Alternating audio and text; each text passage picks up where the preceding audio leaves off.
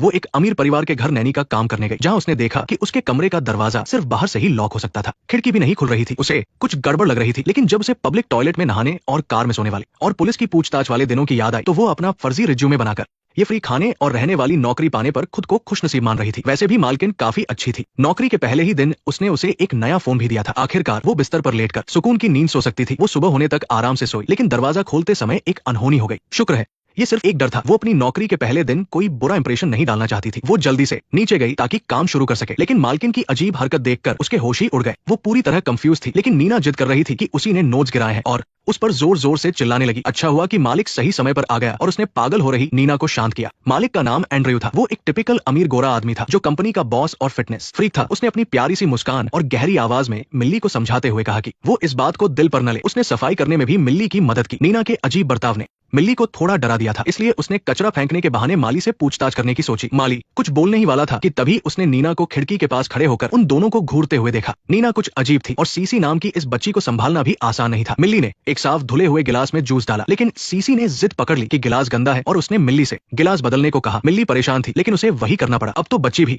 उसे परेशान करने लगी थी। मिल्ली थोड़ी उदास हो गई। अच्छी बात यह थी कि एंड्रयू बहुत केयरिंग था और उसकी काफी इज्जत करता था। वो हैंडसम और अमीर था और बहुत प्यार से पेश आता था। मिल्ली को एंड्रयू से प्यार होने लगा था। रात को जब वो अपने बिस्तर पर लेटकर एंड्रयू की सोशल मीडिया प्रोफाइल देख रही थी, तभी किसी ने दरवाजा खटखटाया। वो इंसान एक केक लेकर आया था और बहुत ही अट्रैक्टिव लग रहा था। नहीं नहीं नहीं नहीं, बिल्कुल नहीं। हालांकि ये सिर्फ एक सपना था, लेकिन मिल्ली को थोड़ा गिल्टी फील हो रहा था। आखिर जो हम दिन में सोचते हैं वही रात को सपने में आता है। तभी नीना अचानक उसके पीछे आकर खड़ी हो गई, जिससे मिल्ली बुरी तरह डर गई। उसे अब यकीन होने लगा था कि ये औरत पागल है। हद तो तब हो गई जब पहले से तय होने के बावजूद कि शनिवार को छुट्टी रहेगी, मिल्ली के घर से निकलते ही नीना ने उसे रोक लिया। यहाँ तक कि मिल्ली ने बताया कि उसकी एक बहुत जरूरी मीटिंग है, फिर भी नीना उसे जाने नहीं दे रही थी। अच्छा हुआ कि एंड्रयू ने उसकी मदद की और वो वहाँ से निकल पाई। मिल्ली ने सरकारी ऑफिस जाकर अपने काम की रिपोर्ट दी। अफसर ने उसे अच्छे से काम करने और अपनी नौकरी और घर बचाए रखने की सलाह दी, वरना उसे वापस जेल जाकर अपनी बची हुई सजा पूरी करनी पड़ेगी। वो भी ये बात अच्छे से जानती थी, इसलिए अपनी छुट्टी वाले दिन भी जब नीना ने उसे स्कूल से सीसी को लाने के लिए कहा तो मिल्ली बिना कुछ कहे मान गई। लेकिन नीना ने उसे स्कूल की सही लोकेशन तक नहीं बताई थी। मिल्ली को इंटरनेट पर स्कूल सर्च करके एक एक जगह जाकर ढूंढना पड़ा। वो इधर उधर भागते हुए पूरी तरह थक चुकी थी। आखिरकार छुट्टी होने से पहले उसने सीसी को ढूंढ लिया, लेकिन सीसी ने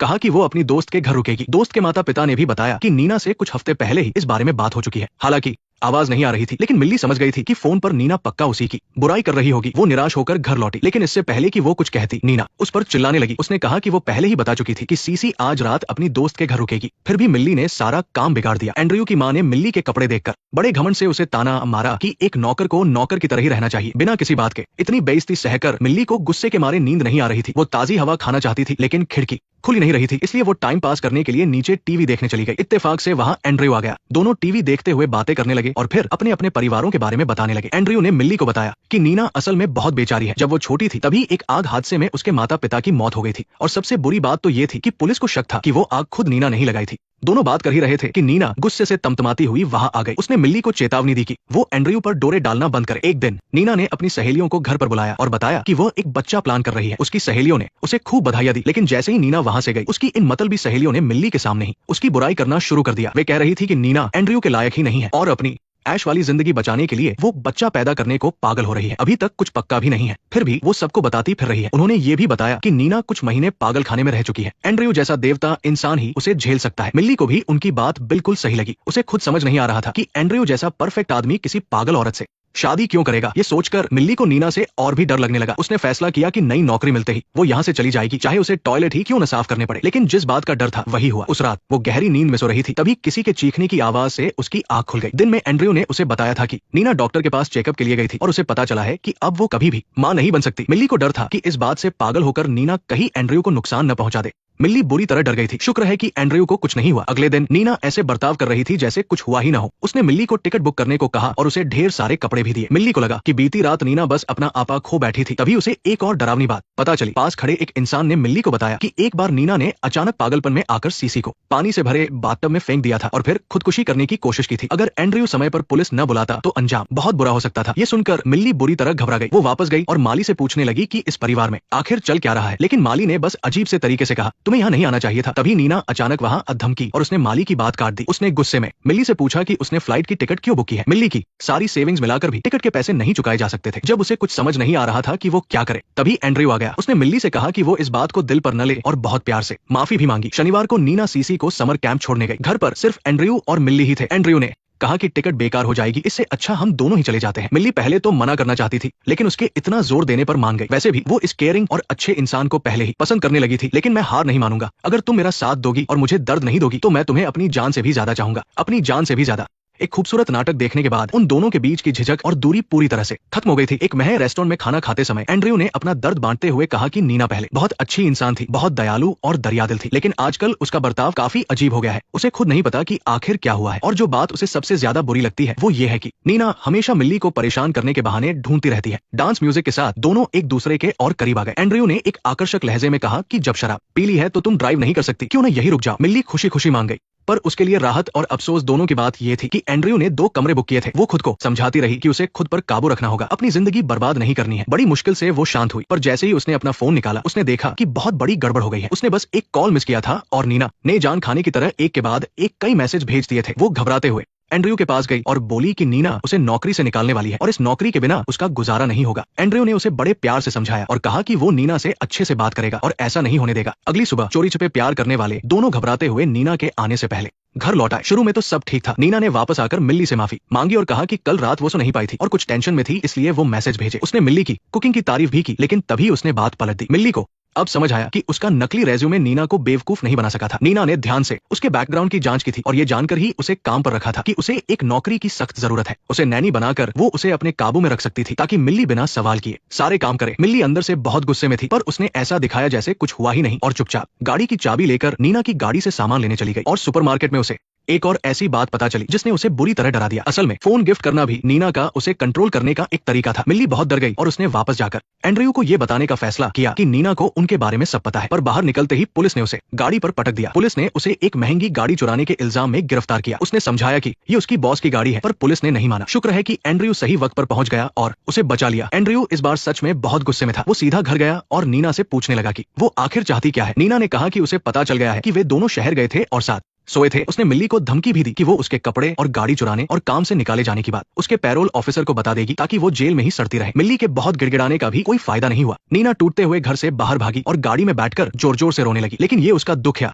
निराशा नहीं थी। हाँ। नीना के माता पिता सच में एक आग हादसे में मारे गए थे जब वो बहुत छोटी थी, पर ये वैसा नहीं था जैसा एंड्रयू ने इशारा किया था कि आग उसने लगाई थी। उस वक्त वो इतनी दुखी थी कि उसका मन कर रहा था कि वह भी अपने माता पिता के साथ मर जाए, पर आखिरकार उसने खुद को संभाला और स्कॉलरशिप के जरिए लॉ स्कूल में एडमिशन ले लिया। उसका भविष्य बहुत शानदार हो सकता था, पर वो एक प्रोफेसर के प्यार में पड़ गई, प्रेग्नेंट हुई, पढ़ाई छोड़ दी और अंत में उसे बुरी तरह धोखा मिला। अपना गुजारा करने के लिए वो काम करने के साथ साथ अपने बच्चे को भी संभालती थी और अक्सर लोग उसका मजाक उड़ाते थे। जब उसे लग रहा था कि उसकी जिंदगी पूरी तरह से अंधेरे में है, तब एंड्रयू एक प्यारी सी मुस्कान के साथ उसकी जिंदगी में आया। एंड्रयू की मीठी मीठी बातों में आकर वो जल्दी ही उस पर फिदा हो गई। इस हैंडसम और दयालु इंसान को एक बच्चे वाली सिंगल मदर से प्यार हो गया था। ये देखकर नीना खुद को बहुत लकी मान रही थी और जब उसे लगा कि अब उसकी परफेक्ट जिंदगी फिर से शुरू होने वाली है, तभी कुछ ऐसा हुआ जिसकी उम्मीद नहीं थी। सिर्फ इसलिए कि उसने अपने बालों की जड़ों का टचअप नहीं किया था, उसे अटारी में बंद कर दिया गया। एंड्रयू ने उसे अपने बाल जड़ से उखाड़ने को कहा, वरना वो उसे बाहर नहीं निकालेगा। नीना बहुत डर गई थी, पर चाहे वो कितना भी चिल्लाई किसी ने उसकी नहीं सुनी। न जाने कितना वक्त बीत गया। वो बहुत प्यासी और परेशान हो चुकी थी और उसे लगने लगा कि बाल उखाड़ना भी कोई इतनी बुरी बात नहीं है। पर जैसे ही उसने दर्द सहते हुए उसका काम पूरा किया, एंड्रयू ने कहा कि एक बाल जड़ से नहीं टूटा है, उसे फिर से ये करना होगा और ये सब वो सिर्फ उसकी भलाई के लिए कर रहा है। उसने कहा, अगर तुम चाहो तो मैं तुम्हें एक बेहतर इंसान बनने में मदद कर सकता हूँ। नीना के पास एंड्रयू से बहस करने का समय नहीं था। इतने दिनों तक बंद रहने के बाद वो बस यही चाहती थी कि जल्दी से सीसी को लेकर इस भयानक जगह से भाग जाए, पर इससे पहले कि वो कुछ बोल पाती वो बेहोश हो गई। तब जाकर उसे एहसास हुआ कि एंड्रयू ने उस पानी की बोतल में दवा मिलाई थी। जब उसे होश आया तो अंधेरा हो चुका था और सीसी भी वहां नहीं थी। वह पागलों की तरह उसे हर जगह ढूंढने लगी। आखिरकार उसे सीसी बाथटब में मिली और बाथटब में पानी भर रहा था। जैसे ही उसने सीसी को बाहर निकालने की कोशिश की, पुलिस दरवाजा तोड़कर अंदर आ गई।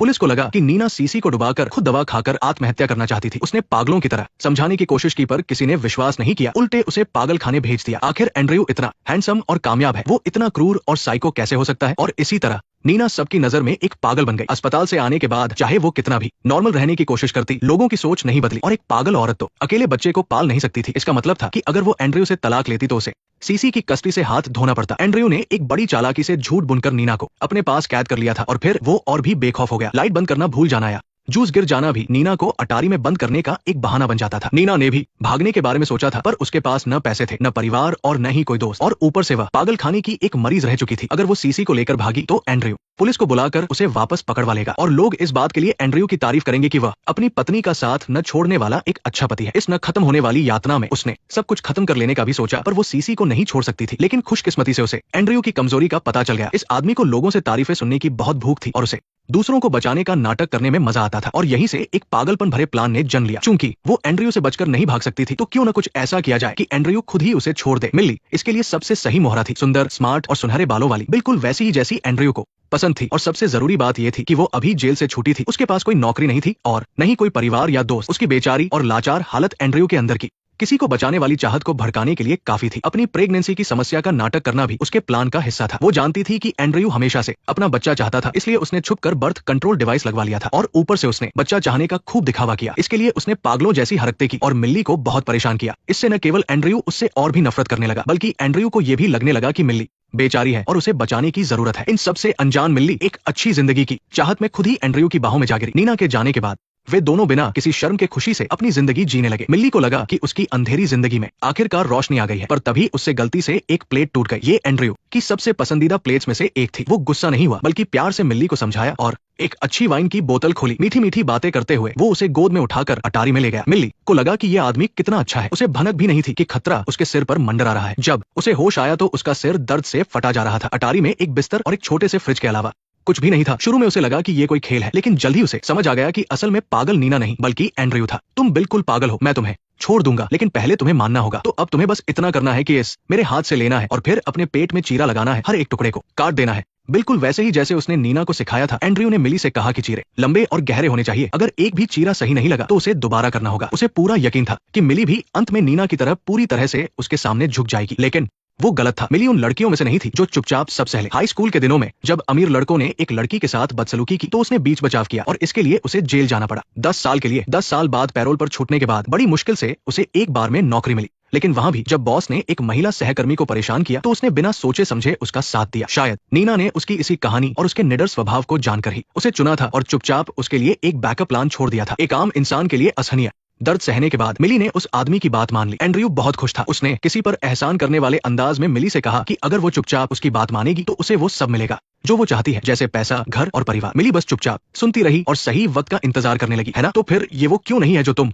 चाहते हो। एंड्रयू को अटारी में बंद करने के बाद भी मिली का गुस्सा शांत नहीं हुआ। उसने फैसला किया कि वो इस घमंडी आदमी से अच्छे से बदला लेगी। इसलिए वो पेट्रोल और चीनी मिट्टी के बर्तन लेकर वापस अटारी के दरवाजे पर गई और बहुत ही प्यार से एंड्रयू को अपने सामने के दांत तोड़ने के लिए कहा। जाहिर है एंड्रयू ऐसा नहीं करने वाला था, लेकिन जब मिली ने उसके पसंदीदा बर्तनों को एक एक करके तोड़ना शुरू किया और अटारी के अंदर पेट्रोल डालने लगी तो आखिरकार उसे हार माननी ही पड़ी। पेट्रोल अंदर डाल दिया।